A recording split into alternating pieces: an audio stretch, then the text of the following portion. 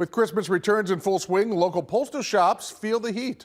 23 News reporter Sydney Stoffregan talks to experts who say return rates are expected to surpass previous years. You be nice to them, they'll be nice to you. Stores and post offices are abuzz as hundreds of Stateliners return Christmas gifts. The National Retail Federation expects almost a quarter of the billions of dollars spent this holiday season to be returned. Dennis Horton with the Better Business Bureau says if you must make a return, don't wait. Sometimes you have the entire month of January to make that return, but you want to do it as quickly as possible for you and as conveniently for you, but you don't want to miss that deadline. So make sure that you have checked the date before final returns can be made. The postal shop owner Pritesh Patel says it's smooth sailing so far, but lines are long at the company's sites. He says clothing is the most returned item.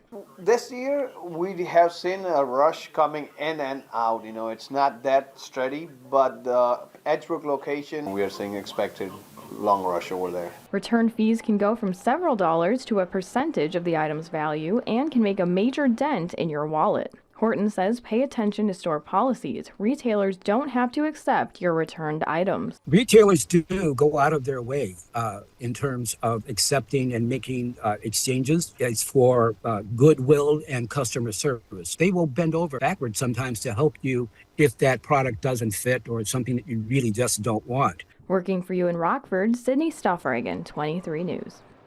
The National Retail Federation reports for every $1 billion in sales, the average retailer sustains more than $145 million in returns.